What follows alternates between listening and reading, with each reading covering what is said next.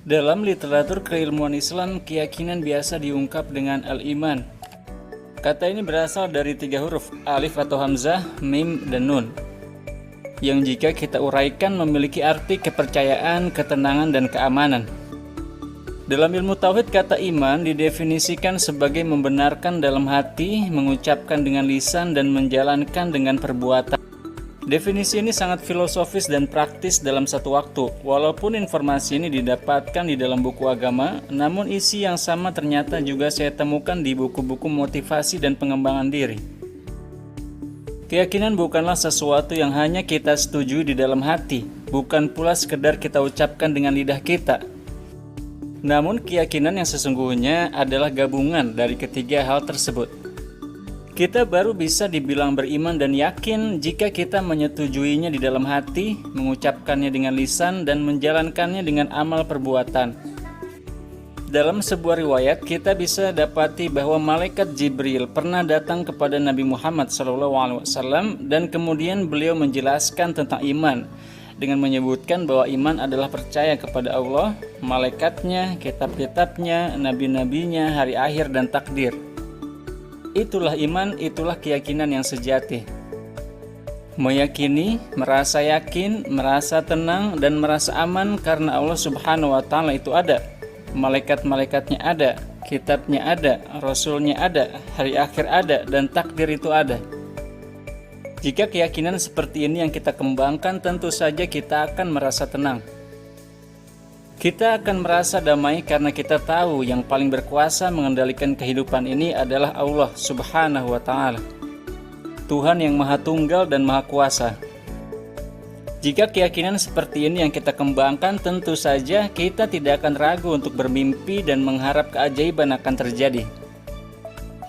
Bukan hanya karena Allah Maha Kuasa dan mampu mengubah apapun di dunia ini, namun Tuhan juga memiliki malaikat-malaikat yang akan turun dan membantu kita saat kita membutuhkan. Dengan keyakinan seperti ini, maka kesulitan hidup seperti apapun dapat kita hadapi dengan lebih tenang dan percaya diri. Salah satu ayat di dalam Al-Quran yang sangat menenangkan hati, yang sangat berhubungan dengan keyakinan dalam menjalani hidup ini ada di surat Fussilat ayat 30. Sesungguhnya orang-orang yang mengatakan Tuhan kami ialah Allah Subhanahu wa Ta'ala, kemudian mereka meneguhkan pendirian mereka, maka malaikat akan turun kepada mereka dengan mengatakan, janganlah kamu takut dan janganlah merasa sedih, dan berilah kabar gembira kepada mereka dengan surga yang telah janjikan Allah kepada kalian. Kamilah pelindung-pelindungmu dalam kehidupan dunia dan akhirat. Di dalamnya kamu memperoleh apa yang kamu inginkan dan memperoleh pula di dalamnya apa yang kamu minta. Sebagai hadiah bagimu dari Tuhan yang Maha Pengampun lagi Maha Penyayang. Demikianlah keyakinan yang kuat kepada Tuhan inilah, ketetapan hati seperti inilah yang merupakan dasar dari ketenangan hati dan ketegaran jiwa, yang akan membawa kita kepada kebaikan dan kesuksesan dan membuat kita tidak hanya didatangi para malaikat, namun juga diberikan kehidupan yang baik, diberi perlindungan oleh Allah di dunia dan di akhirat. Maka saat kesulitan datang, saat masalah menyerang, saat itulah kita harus kembali memperkuat keyakinan kita kepada Allah Subhanahu wa Ta'ala.